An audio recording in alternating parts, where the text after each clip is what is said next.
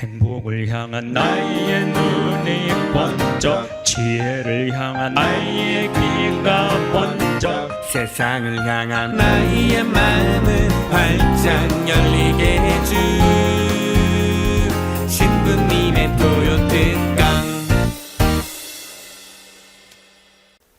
참미수님, 미국의 이해 71부입니다. 원래 70회에서 끝나려고 그랬는데 아무래도 미국을 다 둘러볼 수는 없지만 그래도 미국의 군사력이 결국은 기축통화 달러도 금융도 줄 수 있고 군사력으로 각국의 어떤 행정 이런 것들도 압박을 가할 수 있고 힘의 균형도 이 군사력 때문에 다 가능한 겁니다.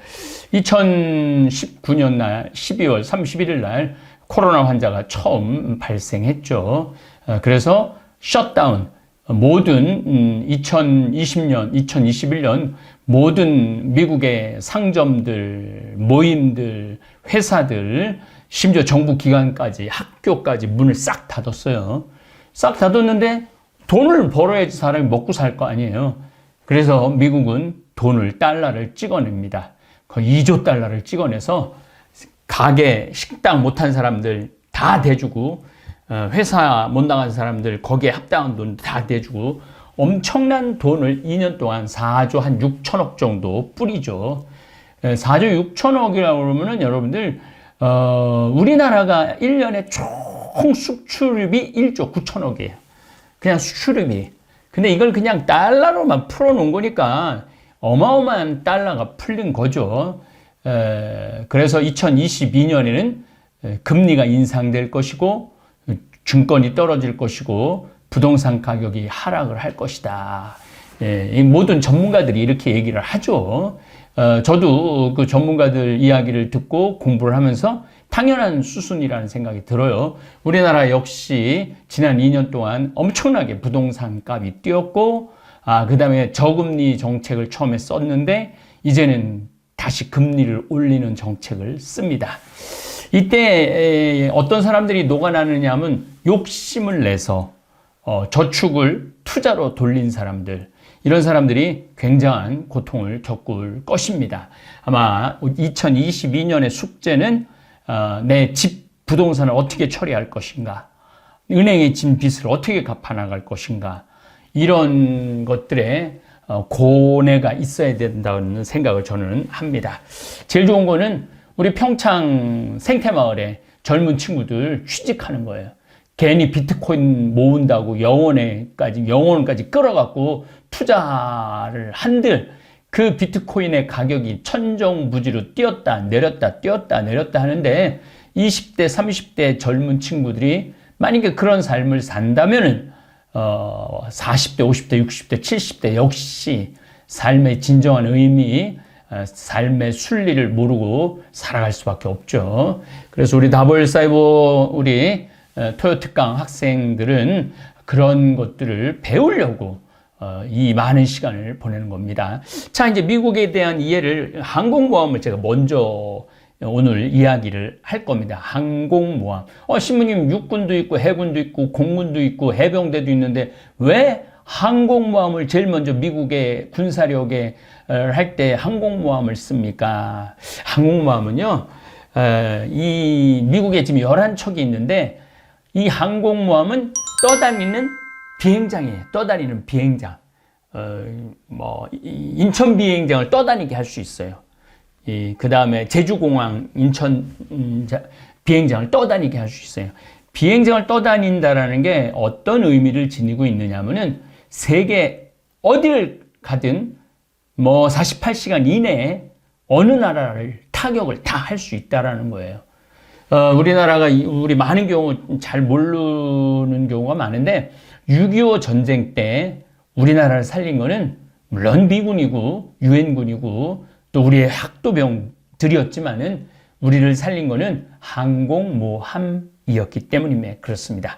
낙동강 전선이 무너지려고 그럴 때 동해, 남해, 서해 항공모함 3대가 딱 거기서 바다에 떠 있다가 막 수도 없는 비행기들이 함재기라고 그러죠. 비행기들이 항공모함 갑판을 올라갔다 내려갔다 하면서 자리를 옮겨가면서 바다에 공항을 옮겨가면서 항공모함 세대가 낙동강을 넘어오려고 그랬던 북한군들을 막았던 거죠. 또 흥남 전투 철수를 할 때는 항공모함 7대가 거기에 중국이 흥남 일대를 전부 다 막았거든요. 중국 배들이. 근데 항공모함 7대가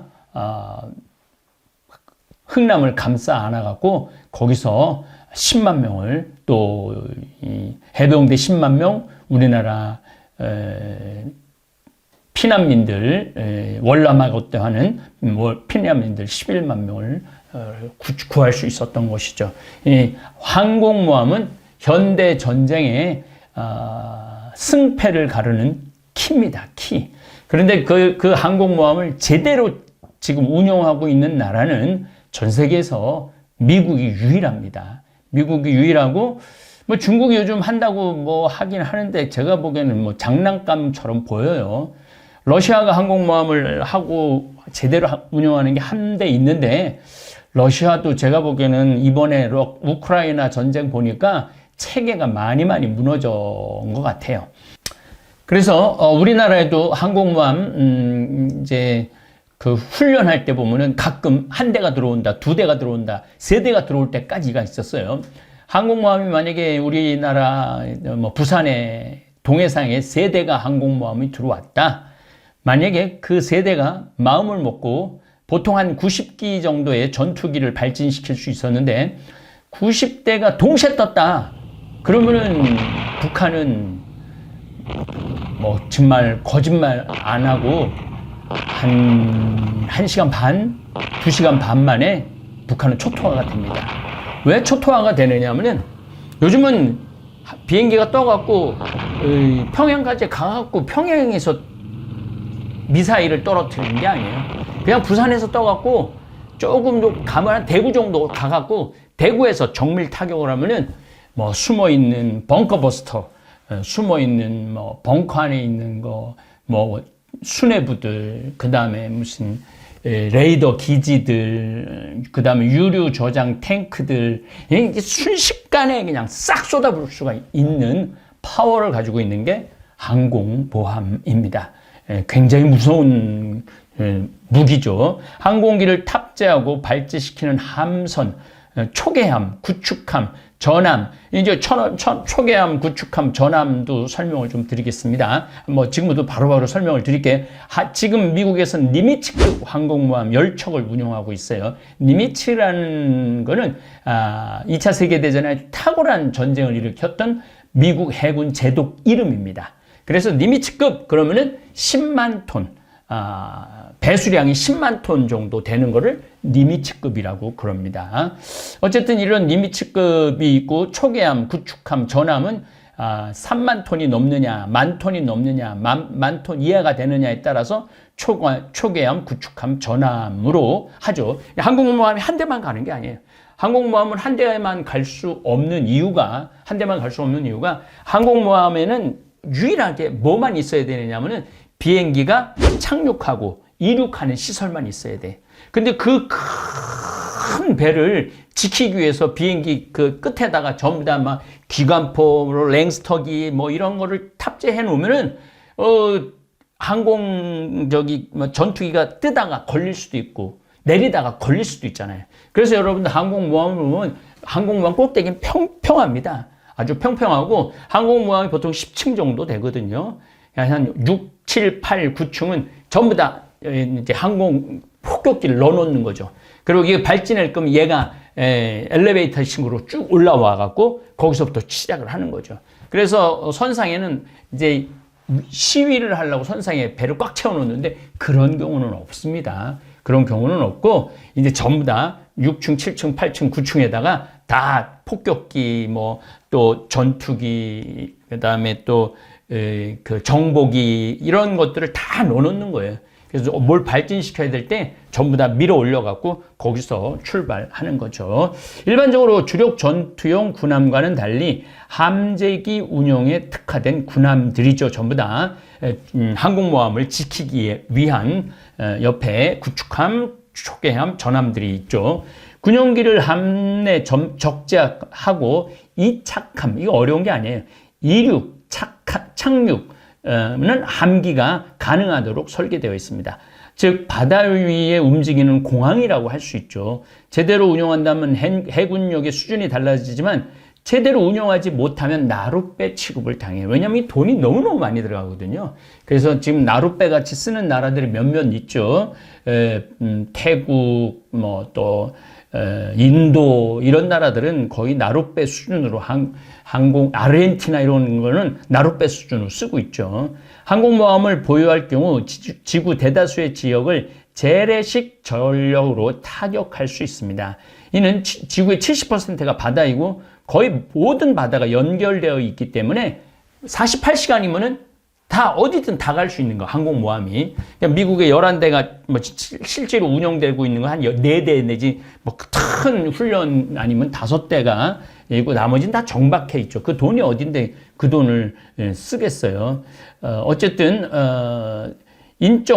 물적으로 왕래하기 위해 대다수의 인구와 산업시설이 해안시설 300km 안에 있기 때문에 300km 안에 있기 때문에 300km 선상만 딱 들었으면은 바로 비행기 띄울 수 있는 거예요. 전투기를. 그러니까 핵무기나 대륙간 탄도미사일의 사용은 그야말로 최후의 수단인 것을 감안하면 항공모함만큼 적절한 강도의 원거리 전력 투사 수단은 거의 없다는 거죠. 그러니까 항공모함이야말로 현대전에 있어서 필수적인 전력이 필수적인. 우리는 지금 미국의 제7함대가 태평양을 지키고 있죠.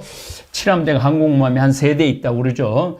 물론 이 중간에 이제 4대가 합치기도 하고 5대가 합치기도 하고 그러기도 합니다.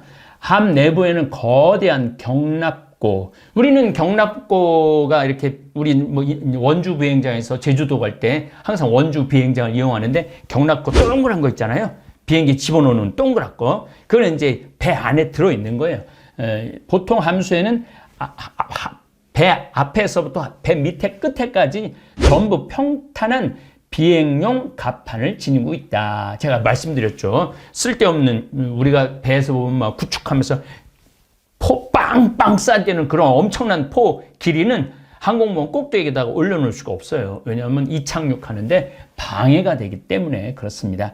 이 해상의 이동형 비행장으로 쓰이기 위해 탑재된 항공기의 보관, 정비, 이착함 등에 집중하기 위해서 전부 다 배 위는 평평하게 해놓는다는 얘기입니다.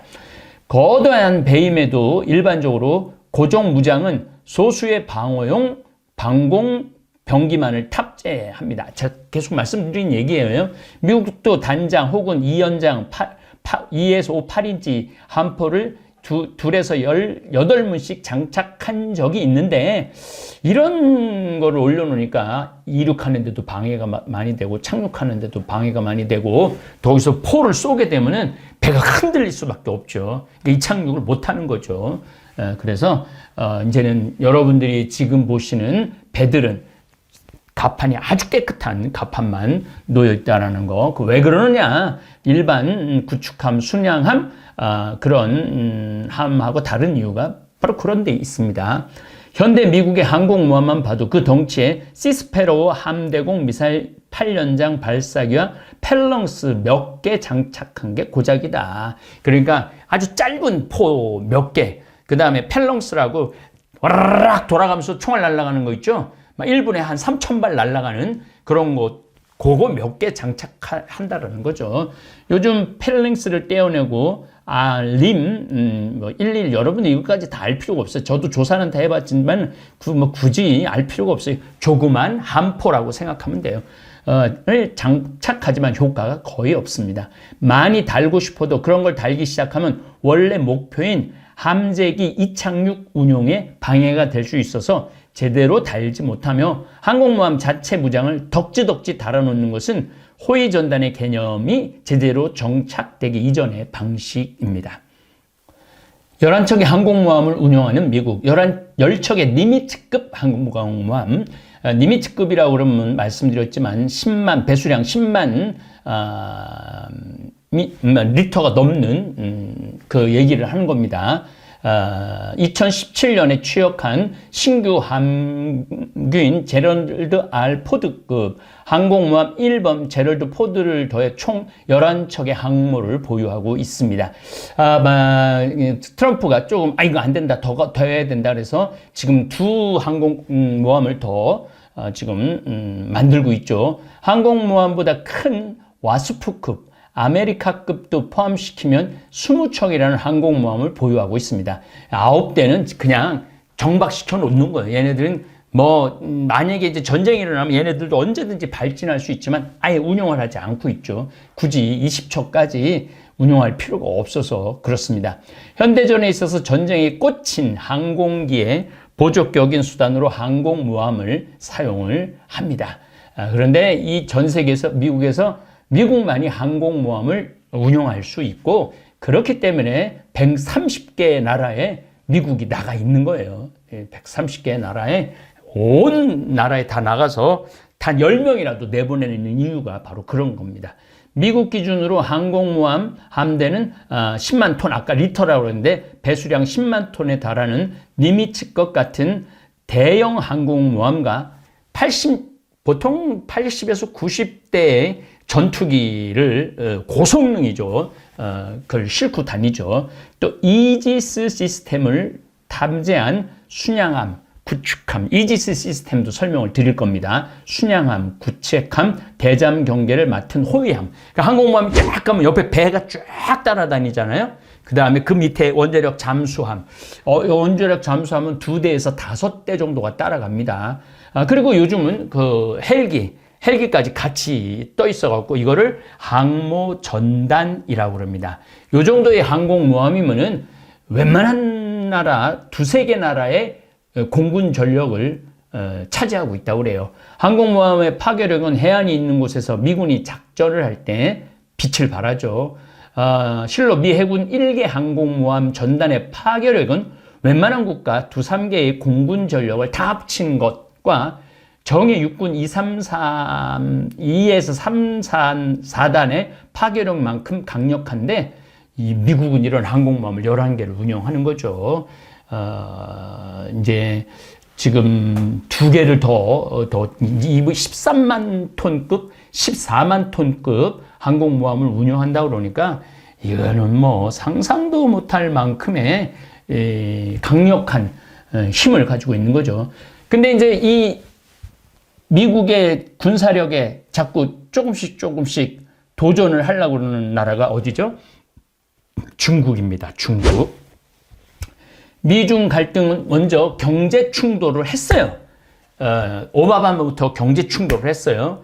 트럼프 때도 했습니다. 바이든도 할 겁니다. 그러면은 군사 충돌 끝은 결국은 경제 충돌 끝에는 결국은 군사 충돌이에요. 군사 충돌이 일어날 수밖에 없어요. 그래서 지금 남중국해 지금 우크라이나하고 러시아에 미국이 지금 실질적인 병력을 투여하지 않는 여러 가지 이유 중에 하나는 만약에 미국이 우크라이나 전쟁에 참전을 하면 중국은 남중국해 대만을 바로 먹을 거란 말이에요. 그러면 미국은 두 전선을 가지게 되죠. 하나는 러시아, 우크라이나 전선, 러시아하고 만나고 하나는 중국, 미국하고 만나게 되죠. 그게 무서우니까 지금 함부로 끼어들지 못하고 그냥 소리로만 계속 지르는 거죠. 이거 중국이 바라는 그러한 바람이기도 합니다. 그러나 실질적으로 양 전선을 미국이 운영을 한다 하더라도 미국이 이깁니다.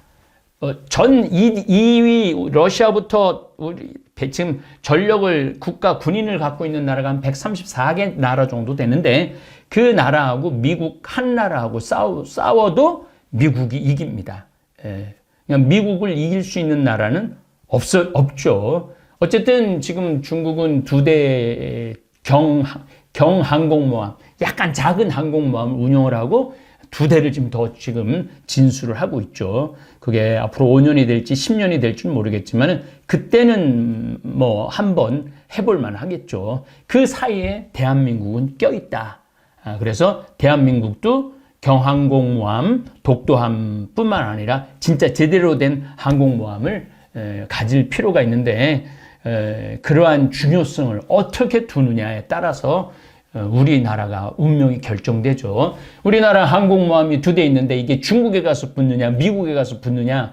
만약에 우리가 미국에 가서 붙는다 그러면 중국은 전력이 굉장히 작아질 것이죠. 근데 만약에 우리가 중국에 가서 붙는다 그러면 지역적인 이득은 없겠지만은 경제적 이득, 군사적 이득은 얻지 못할 겁니다.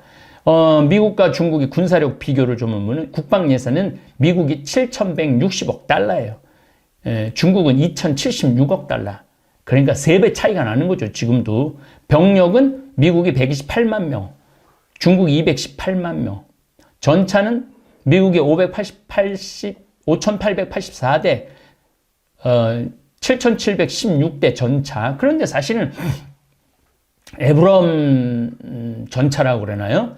한 대도 지금 파괴된 적이 없는 최신의 전차예요. 근데 지금 중국은 다 30년, 20년 된 전차들입니다.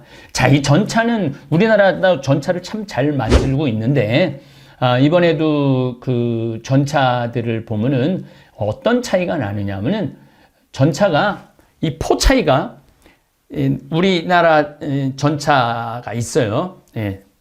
우리나라 사정거리가 20km 포가 있어요. 북한은 최고 멀리 쏘는 게 10km의 전차 포 길이에요. 그러면 20km 그 전차 하나는 10km 사정거리에 있는 전차하고 싸우면은 100대 1이라도 이 사정거리가 긴 전차가 이길 수밖에 없어요. 또 우리나라 같은 경우는 특별히 이렇게 쫙 펼쳐져서 평지가 넓어갖고 진격하는 스타일이 아니에요. 우리나라는 땅덩어리도 좋고 산이 많기 때문에 일렬로 서서 오는 형식이에요. 그래갖고 언덕 좋은 데다 잡아놓고 거기서 한 대씩만 때려도 한 대도 못 넘어올 수도 있어요. 그만큼 이 차의 능력, 그 사정거리 이런 게 중요한 겁니다. 전투기는 미국이 1962대 있고 중국이 1125대 있는데 미국 전투기는 거의 외계인이 보내준 전투기들이 많죠. 얘 날개 같은 것도 없이 그냥 세모 같은 게 이렇게 날아가고 그 B2B 대형 폭격기들은 이거는 뭐 스텔스 기능도 갖고 있어갖고 찾아내지도 못해. 어느 순간 그냥 폭탄을 쏟아붓고 가는 거죠. 그러니까 참 어려운 거죠. 구축함은 미국이 75척, 중국이 83척. 항공모함은 미국이 20척, 중국이 3척. 핵 잠수함은 중국이 4척, 미국이 18척이 있습니다. 어쨌든 이제 전투함의 함정 크기를 결정짓는 배수량에 따라서 전투함 이름이 주어집니다. 대체로 10,000톤급 이상인 것을 순양함이라고 그래요. 배수량이 10,000톤. 그 다음에 10,000톤급을 구축함이라고 그럽니다. 그 다음에 1,500에서 4,000톤급을 호위함이라고 그럽니다. 그 다음에 1,000톤 안팎의 초계함을 나눠요. 그러니까 이 여러분들 얘기 들으면 구축함이 몇 척이고 이제 이렇게 아시면 돼요. 10,000톤 이상인 경우는 순양함. 제일 큰 배라고 보시면 되죠. 우리 천안호가 3,000톤급이었나 그랬는데 굉장히 큰 거예요. 3,000톤급만 해도 10,000톤은 안 보이죠. 제가 샌디에고에 미 해군이 있어요. 해군 부대 그 근처에 이렇게 관광을 갈 수가 있었는데 항공모함이 들어와 있었어요. 안 보여요. 아래에서 위도 안 보이고 옆에서 옆도 안 보이고 안 보여요. 배가 얼마나 큰지. 어마어마하게 큰 거 안에 어마어마한 군수물자가 들어있는 겁니다. 배수량이란 뭐냐면 배가 물에 뜰 적에 그 무게로 인해 밀려나가는 물량의 중량에 그 배의 중량 같은 것이어서 주로 군함의 중량을 표시하는 말이고, 펌프가 물을 뽑아내는, 엔진에서 물을 뽑아내는 양을 가지고 리미트급이다, 순양함급이다, 구축함급이다, 호위함급이다, 초계함급이다, 이렇게 알 수 있습니다. 이거 뭐 굳이 요건 우리가 언어들이 어려워서 알 필요는 없지만 그래도 좀 알 필요가 있을 것 같아요. 뭐 이전 것들은 키티호크급 항공모함, 엔터프라이즈급 항공모함이 있고, 지금 제럴드 포드급 항공모함, 이 제일 큰 거예요. 차기급. 근데 기존 배수량은 10만 톤, 만재 배수량은 10만 6천 톤, 비행기 갑판 길이는 332m, 대개 333m라고 그래요. 333m면은 100m 달리기를 3번 할 수 있는 거리니까 굉장히 긴 거리죠. 길이는 317m, 그 다음에 폭은 76.8m, 선체는, 이거 막 넘어가네. 40m 정도. 비행 갑판하고 이렇게 배가 이렇게 줄어들잖아요. 여기 꼭대기는 76m, 이쪽으로는 40m라는 얘기입니다. 흘수선이라는 게 뭐냐면 배가 잔잔한 물에 떠 있을 때 선체와 수면이 접하는 경계선을 흘수선이라고 그래요. 대개 11m에서 12.5m. 그러니까 한 4층 정도는 물에 잠겨 있는 거죠. 배 4층 정도는. 그러니까 상상이 안 가죠. 뭐 추진 방식은 원자력, 지금은 다 원자력 추진 방식을 씁니다. 기관 출력은 26만 마력, 뭐 대단한 거죠. 그 크기가. 속도는 30노트. 요거는 시속 한 55km, 우리 한 시속 60km까지 낼 수가 있는 거죠. 승조원은 6,000명 정도 배 탈 수 있습니다. 1번 함인 니미츠는 태평양 전쟁 때의 전쟁 영웅 체스터 윌리엄 니미츠 제독의 이름을 땄고, 계속 자매함들의 취역에 따르는 부분적인 개수는 있지만 전장 332, 폭 76m, 선체폭 40, 흘수선 11.3의 위용을 자랑합니다. 만재 배수량은 롱톤 기준 초기형은 9만 7천 톤, 후기형은 10만 6천 톤, 6,000평 넓이의 비행 갑판에서 90여 개에 달하는 고성능 전투기를 운영합니다. 이걸 다 니미츠급이라고 그럽니다. 이제 여러분들 이제 방송 볼 때 뭐 니미츠급 무슨 함이 들어왔습니다. 그러고 한 10만 톤짜리 되고 비행기는 한 90대 싣고 다니는구나. 그렇게 아시면 됩니다. 항공모함 자체의 규모는 치과, 편의점, 헬스장, 도서관, 수영장, 제과점, PC방, 소방서, 영화관, 은행, 자체 방송국, 박물관, 심지어는 대학 학위도 딸 수 있어요. 보통 한 번 타면은 1년 안 내려오는 경우가 많거든요. 그래서 함내 전용 일간지가 발령되어 있어서 함내 곳곳에 길을 잃어버릴 때 대비해서 번지스가 벽에 붙어 있어요. 여기 몇 번지다, 몇 번지다. 그래서 이런 경우도 있다고 그래요. 길을 잃어버린 거야. 이 수병이 길을 잃어버렸고 길을 못 찾은 거야. 그래서 이 수병 찾는데 한 3개월 걸린 거야. 그래서 이 수병은 탈영병이 된 거야. 배 안에서도 탈영병이 생기는 거예요. 그러니까 배 안에서도 탈영병이 생길 정도로 배가 어마어마하게 크죠. 핵추진 항공모함. 동원력은 가압수형 원자로 2기, 최대 출력이 26만 4천 마력 증기터빈 4개를 작동시켜서 4축의 프로펠러를 이용해서 최대 속도 32노트, 그래서 55km에서 시속 60km 정도. 그러니까 여러분들 10시간 달리면 600km죠. 24시간 달리면 1200km죠. 48시간 달리면 4800km예요. 그러니까 48시간도 안 걸려요. 하루면은 모든 항공모함은 전쟁 거기에 도달할 수 있다는 거죠. 핵 연료봉의 수명은 20년으로서 이론상 함체 자체는 20년간 쉬지 않고 움직일 수 있다는 얘기죠. 실제 항속거리는 식량과 탄약 그리고 승조원들의 정신 건강에 제한이 됩니다. 그래서 정신에 문제가 있는 사람들은 계속 바꿔주는 거죠. 아무리 크고 현대식 장비들이 모두 들어갔다 해도 결국 함선입니다. 더구나 항공모함의 경우 작전산 수개월을 바다 위에 떠 있어야 합니다. 아무리 정신력이 강인한 군인이라고 해도 몇 개월씩이나 바다에 지낸다는 것은 쉽지 않죠. 게다가 군사작전과 같은 긴장감 높은 일도 있다는 건 진짜 힘든 일이죠. 실제로 항공모함은 일반인의 생각과 달리 미 해군의 근무 기피지 중 하나입니다. 해군에서 너 항공모함에 너 이번에 제네럴호에 타게 됐어. 그걸 내가 왜 타? 이런 반응이 나오는 거죠. 영예롭게 생각하지 않는다는 얘기입니다.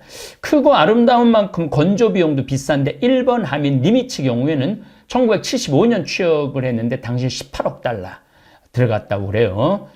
그리고 로널드 레이건 이전의 초기형 니미츠급은 45억 달러가 들어갔고 또 도널드 레이건은 62억 달러가 들어갔고 함정에는 이제 90대까지 올라갔죠. 니미츠급의 후계인 제럴드 R 포드급 항공모함은 한 척당 135억 달러가 들어가는 거예요. 135억 달러. 상상도 못할 만큼의 양이 들어가는 거죠. 신의 방파 이지스함. 항공모함을 구축하는 항공모함을 수호하는 구축함들을 보면은 이지스함이 보통 3대에서 5대 정도 되거든요. 이지스라는 말은 신의 방패라는 뜻이에요. 이지스함은 이지스 시스템을 답찬 고성능 함정을 말합니다. 이지스 시스템은 목표물의 탐색으로부터 이를 파괴하기까지의 전 과정을 하나의 시스템에 포함시킨 최신 종합 무기 시스템입니다. 일본에 5대가 있고 우리나라가 3대가 있는 걸로 제가 알고 있어요. 이지스함은 2가지 측면에서 다른 전투함과 근본적으로 다릅니다. 위상 배열 레이더와 미사일 발사대가 그 비밀이죠. 이지스 하면은 이렇게 포가 바깥에 나와 있지 않아요. 그냥 군함인데 우리 거북선 같은 그런 느낌이죠. 이지스 시스템의 핵심은 3차원 위상 배열 레이더 스파이 1입니다. 컴퓨터 통제 방식의 스파이 1 레이더는 레이더 센서가 전후 좌우로 부착돼 사방으로 동시에 전자 기방 빔을 쏩니다. 그러니까 하여튼 사방 전체를 쏘는 거죠. 동시에 최고 200개의 목표를 탐지할 수 있어요. 동시에 저게 지금 배가 있구나. 저게 지금 비행기가 날아오고 있구나. 저게 미사일이 날아오고 있구나. 이걸 동시에 200개를 동시에 추적할 수 있어요. 그중 24개의 목표를 동시에 공격할 수 있어요. 24개를 딱 선정해갖고 가장 위험한 거, 가장 가까운 거. 그래서 쏴대는 거죠. 그런 이집스를 우리는 한 척 갖기도 힘들고 이제 우리 3척까지 갖게 된 걸로 지금 우리는 돼 있죠. 3척만 해도 많은 거죠. 3척만 해도. 일본은 이지스함을 더 많이 한다고 그럽니다. 이렇게 미국은 막강한 항공모함의 전력을 가지고 전 세계를 지배하고 있는 거죠. 할리우드 영화나 미국 드라마에서 국가에 좀 문제가 있으면 미국 대통령이 이렇게 말합니다. 우리 항공모함 전단은 지금 어디 있어? 라고 물어보면 그때마다 보좌하는 장군들이 지금 남태평양에 떠 있습니다. 일본 오키나와에 있습니다. 하와이에 있습니다. 이렇게 얘기를 하는 거예요. 그래? 그러면 뭐를 지금 분쟁 지역에 보내면 좋겠는가? 그럼 그건 필리핀에 있는 거기서 보내는 게 좋겠습니다. 그럼 빨리 보내. 이런 식으로 얘기를 하는 거죠. 잘 생각해보면 굉장히 무서운 얘기예요. 미국 대통령이 필요로 할 때 바로 그 시간에 엄청난 비행기를 순식간에 한 대도 아니고 한 90대, 100대를 2대 보내면 막 200대를 보내는 거니까 그냥 전쟁을 싹 정리하는 거죠. 그럼 지금 우크라이나 빨리 그렇게 정리하지 이거 왜 안 했느냐? 이렇게 물어볼 수 있지만은 그건 다른 문제예요. 우크라이나는 러시아를 건드리게 되면 3차 세계대전이 일어나니까 미국도 그거는 쉬운 일이 아니고 또 남중국해를 진출하려고 그러는 중국한테 문을 열어주는 그런 역할을 하기 때문이기도 합니다. 어쨌든 미국은 이렇게 항공모함 하나로도 전 세계를 움직일 수 있는 키를 갖고 있다는 거 여러분들 이해하시면 미국에 대한 이해가 훨씬 쉬워지실 겁니다. 다음에는 공군하고 해군하고 육군을 그야말로 싸잡아서 1시간 내로 끝내도록 하겠습니다. 감사합니다.